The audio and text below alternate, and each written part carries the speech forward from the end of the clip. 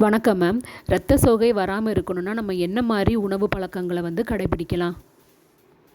சாப்பாடுல என்னென்ன இருக்குன்னு நம்ம தெரிஞ்சுக்கிட்டோம்னா போதும். ரொம்ப சிம்பிளா எல்லாருமே பீட்ரூட், மாதுளம்பழம் இது நம்ம எல்லா லேடிஸும் நம்ம தெரிஞ்ச விஷயம் தான். ரத்தம் கம்மியா இருக்கு இல்ல பீரியட்ஸ் டைமா உடனே ஒரு மாதுளம்பழத்தை குடிப்போம், இல்லைன்னா ஒரு பீட்ரூட் குடிப்போம். பட் இது ரெண்டுமே நம்ம ஒரு நாளைக்கு ஒரு ஒரு கிலோ அளவுக்கு எடுத்துக்கிட்டா மட்டும்தான் நமக்கு தேவையான அளவுக்கு நமக்கு கிடைக்கும். எக்ஸாம்பிளுக்கு ஒரு பேரிச்சம்பழத்தை ஒரு நாளைக்கு ஒரு 2 கிலோ சாப்பிட்டா மட்டும்தான் நமக்கு டெய்லி கன்சம்ஷன் இருக்கும். தினசரி உங்களுக்கு இந்த அளவுக்கு இரும்பு சத்து உடம்புல போகணும் அப்படின்னா ஒரு நாளைக்கு நமக்கு 15 கிராம் அளவுக்கு இரும்பு சத்துங்கிறது தேவை. 10ல இருந்து 15 கிராம் நமக்கு தேவை தினசரி.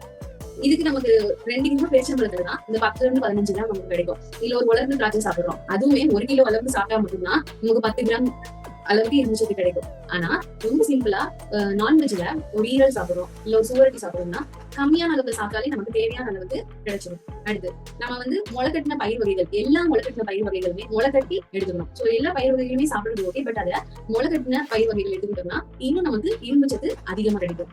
எல்லா நட்ஸ் எடுக்கலாம். நட்ஸ்ல முக்கியமா நம்மளோட இந்த வால்நட்னு சொல்லுவாங்க, சீட்ல விதைகள்ல சூரியகாந்தி விதைகள்ல அதிகமான அளவுக்கு இரும்பு சத்து இருக்கு. அதுவும் தாராளமா எடுத்துக்கலாம். கீரை, எல்லா கீரையிலுமே இருக்கு. மணத்தக்காளி, பசலைக்கீரை, முருங்கைக்கீரை, அகத்திக்கீரை, பொன்னாங்கண்ணி கீரை, நிறைய கீரை வெரைட்டிஸ் இருக்கு. ஒரு கட்டு கீரை நம்ம சாப்பிட்டோம் கண்டிப்பா ஆக்சுவலா ஒரு ஆளுக்கு எவ்வளவு ஒரு நாள் தேவைக்கு சாப்பிடணும்னா ஒரு கட்டு கீரை ஒரு ஆள் சாப்பிடணும். அப்பதான் நமக்கு தேவையான அளவுக்கு அந்த 10ல இருந்து 15 கிராம் அளவுக்கு இரும்பு சத்து நமக்கு கிடைக்கும். அடுத்தது எல்லா வகையான கோதுமை, ராகி, கம்பு எல்லாமே தாராளமா தேவையான அளவுக்கு. இது எல்லாமே நம்ம 1 கிலோ 2 கிலோ சாப்பிடணுமா கேட்டீங்கன்னா கிடையாது.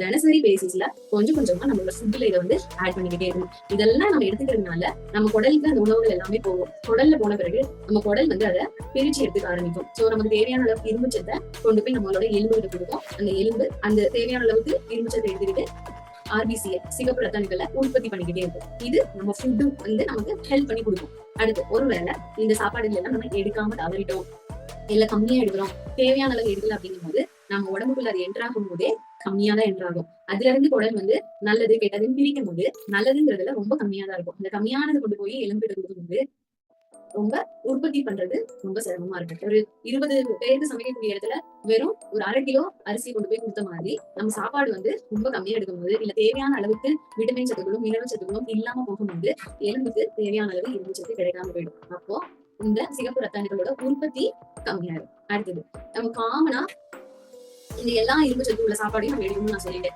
இதை எப்படி நம்ம உடம்பு எடுத்துப்போம், அப்சர்வ் பண்ணிப்போம் அப்படின்னா இந்த மாதிரி அயன் சத்து உள்ள எல்லா சாப்பாடும் எடுக்கிற எல்லா சமயங்கள்லயுமே விட்டமின் சி இருக்கக்கூடிய சாப்பாடு நம்ம எடுக்கணும். விட்டமின் சி எதுலாம் இருக்குன்னா பெரிய நெல்லிக்காய், கொய்யாக்காய், எலுமிச்சம்பழம், ஆரஞ்சு, சாத்துக்குடி, இந்த சிட்ரிக் ஆசிட் தன்மை உள்ள எல்லா பழங்களும் நீங்க எடுத்துக்கிட்டோம்னா ஒரு கீரை சாப்பிடுறோம், கீரை சாப்பிட்டு கொஞ்ச நேரம் கழிச்சு ஒரு கொய்யாக்காய் எடுக்கலாம், ஒரு மர நெல்லிக்காய் எடுக்கலாம், இல்ல ஒரு சாத்துக்குடி எடுக்கலாம், ஆரஞ்சு எடுக்கலாம், லெமன் எடுக்கலாம், இந்த மாதிரி வாழைப்பழம் எடுக்கலாம். சோ இதெல்லாம் எடுக்கும்போது அந்த அயன் நீங்க ஒரு 10% சாப்பிடுறீங்கன்னா 10% அப்படியே கொண்டு போய் எலும்புகிட்ட சேர்த்துரும். நம்ம இதை ஒரு வேலை எடுக்கல அப்படின்னா நீங்க 10% எடுக்கிறீங்கன்னா 5% மட்டும் எலும்புக்கு போகும். சோ நம்ம காமனா நம்ம எல்லாருக்குமே தெரிஞ்ச மாதிரியான ஃபுட்டுகள் நான் மேக்சிமம் சொல்லியிருக்கேன். சொரக்காய், வெள்ளரிக்காய் எல்லாத்துலயுமே அதிகமான இரும்பு சத்து உள்ள சாப்பாடுகள் இருக்குது. அது நான்வெஜ்ல எல்லாமே நமக்கு ரொம்ப ஹெல்ப் பண்ணும். ஏன்னா அனிமல்ஸ் கிட்ட இருந்து வரக்கூடியது அப்படியே நமக்கு டைரக்டா கிடைச்சிடும். கல்லீரல், மண்ணீரல், சோறு எல்லாமே. அடுத்தது நமக்கு ஜூஸ் எடுத்துக்கிட்டீங்கன்னா பீட்ரூட், ஆப்பிள் ஜூஸ் எல்லாமே. அடுத்து பேரிச்சம்பழம், நட்ஸ், சன்ஃபிளவர் சீட்ஸ், சூரியகாந்தி விதைகள், இது எல்லாமே நமக்கு நம்ம ஊர்ல கிடைக்கக்கூடிய ஃபுட் தான். சோ இது எல்லாமே தாராளமா தினசரி பேசிஸ்ல ரெகுலரா எடுக்கிறதுக்கு ட்ரை பண்ணுங்க.